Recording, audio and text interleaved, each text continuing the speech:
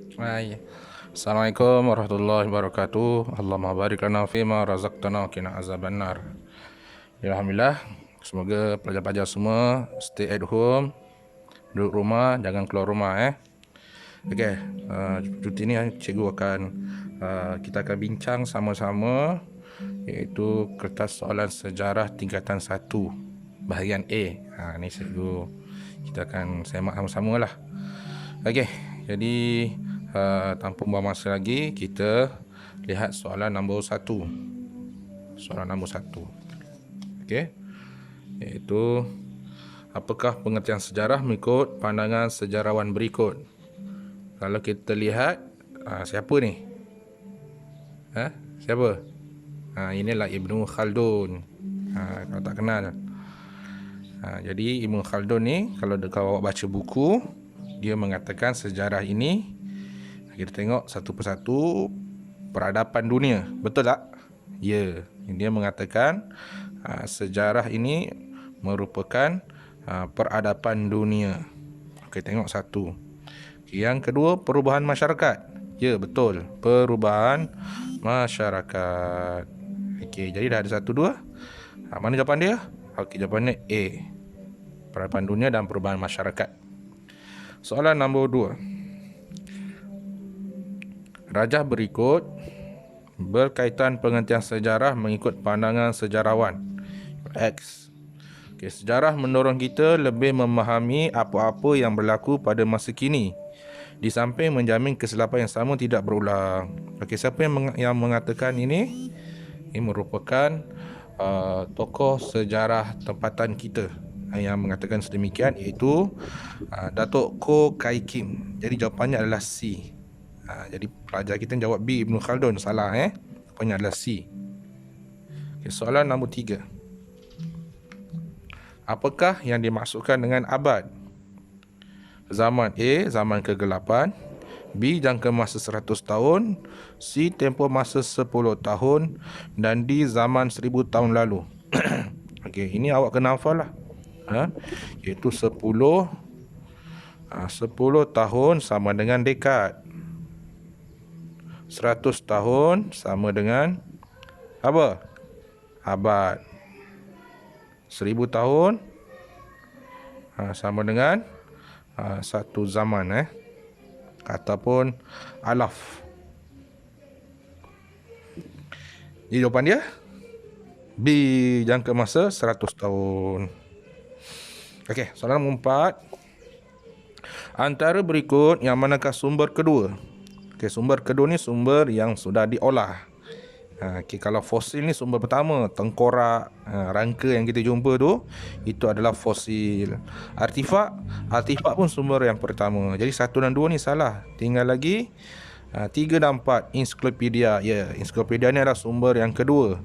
Dan surat khabar ni pun adalah sumber yang kedua. Jadi jawapan dia adalah D, 3 dan 4. Jadi jawab C salah. Jadi jawapannya 3 dan 4. Okey, soalan nombor 5. Gambar berikut menunjukkan sumber sejarah.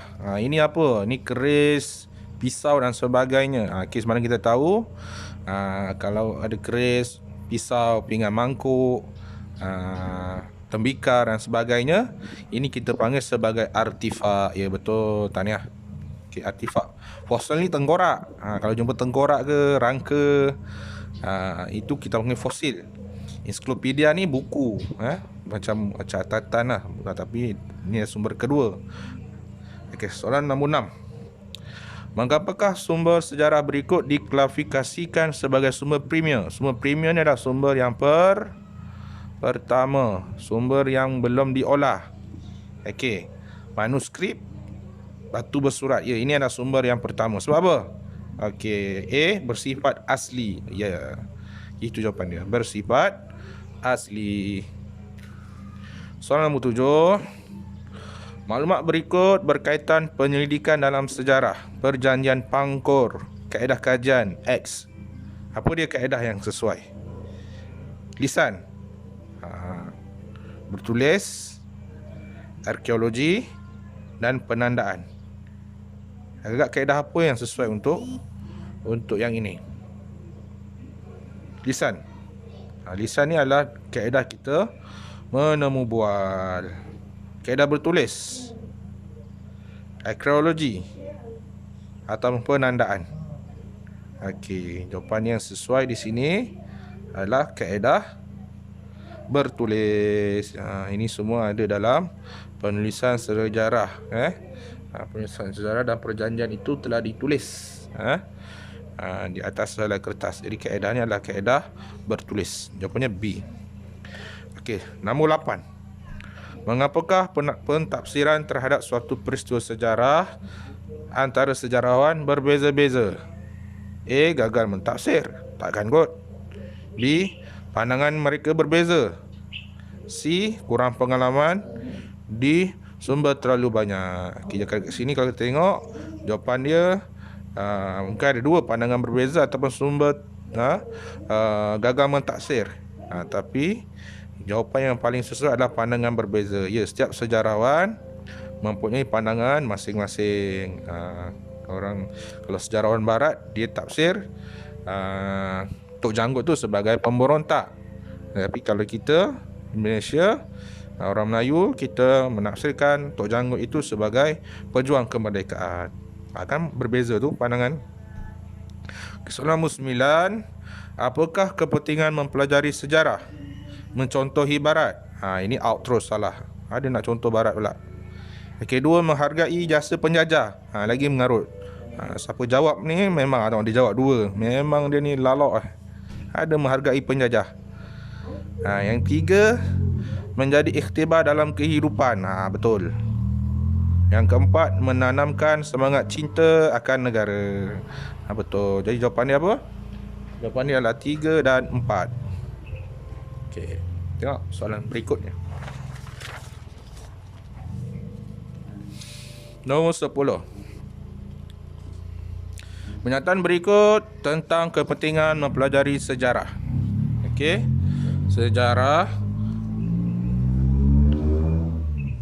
Sejarah boleh dijadikan iktibar dan perangsang untuk mencapai kemajuan negara.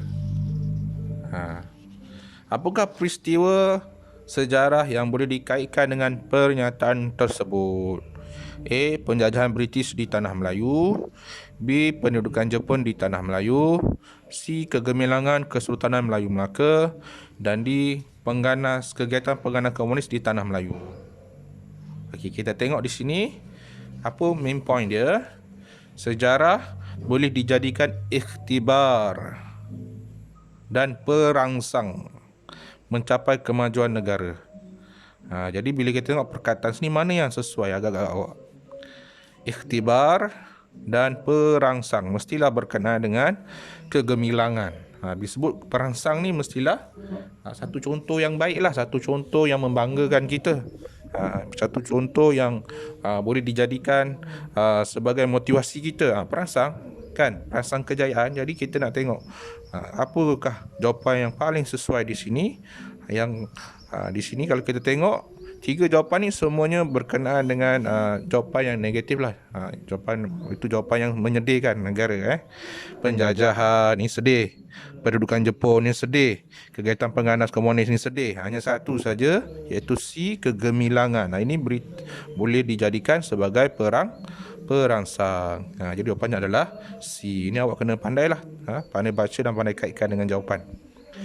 Okey, 11. Ini soalan fakta. Awak tak baca tak dapat jawab. Berapakah usia bumi yang dijangka oleh sains? Jawapannya adalah 4.6 bilion. 4.6 bilion tahun. Lama sangat. Dah kerepot dah dunia ni. Okey, nombor 12. Gambar berikut menunjukkan bentuk fizikal bumi. Daratan terdiri daripada banjaran, bukit, tanah pamah, lembah dan selat ni laut. Lautan ni lagilah laut. Gunung dah sebut dekat sini. Itu banjaran, bukit. Ini dah sebut. Jadi jawapannya adalah teluk. Apa itu teluk? Teluk ni adalah kawasan pantai. Kawasan pantai yang berlekuk. Macam ni lah. Ada kau pergi gunung, selalu pergi tu kan. Ini teluk. Ini laut. Ni yang melekuk ni, ini teluk. Biasanya kawasan pantai. Macam teluk apa, kita ada teluk sini. Teluk Kemang, banyaklah teluknya. Awak rajin jalan kan. Okey, soalan nombor 13. Bagaimanakah pembentukan benua dan lautan terbentuk? Pembekuan ais. Takkan kot. Kalau beku, lagilah laut tak terbentuk. Penurunan suhu bumi, lagilah tak betul. Pembentukan peta sunda. Jadi jawapannya adalah pergerakan glacier. Apa ni pergerakan glacier ni? Itu adalah pencairan ais. Ais tu di kutub utara dan kutub selatan dia cair. Bila dia cair, air laut pun meningkat, jadi menenggelamkan beberapa tanah daratan sehingga terbentuknya benua. Okey, rupanya B, pergerakan glacier. Soalan nombor 14. Apakah ciri-ciri zaman air batu? Zaman air batu. Air batu tahu air batu? Sejuk kan? Okey, cuaca amat sejuk. Ya. Sungai dilitupi air batu. Ya. Sinaran matahari sangat terik. Tak logik. Wujud kawasan laut yang luas. Mana? Laut beku semua situ. Okey, jawapannya adalah 1 dan 2. Soalan 15. Bagaimana kehidupan manusia pada zaman air batu akhir? Hidup secara nomad. Okey, kita cepat lantas. Okey, senarai berikut merujuk kepada tahap zaman air batu. Okey, berlaku antara 2.5 juta hingga 10,000 tahun dahulu berlaku glacier utama sebanyak 11 kali. Poin dekat sini berlaku glacier utama. Awak tengok dalam buku, baca. Jawapan dia adalah Pleistocene. Ini jawapannya. D. Binatang apa pula ni? Binatang apa ni? Kumbang tanah ke? Okay, gambar berikut menunjukkan kehidupan zaman air batu. Apa benda ni? Ini pun soalan teori. Kena baca, kena tengok. Apa nama tengok? Nak tengok dekat sikit. Tu. Macam muka. Macam kutu ada juga kan?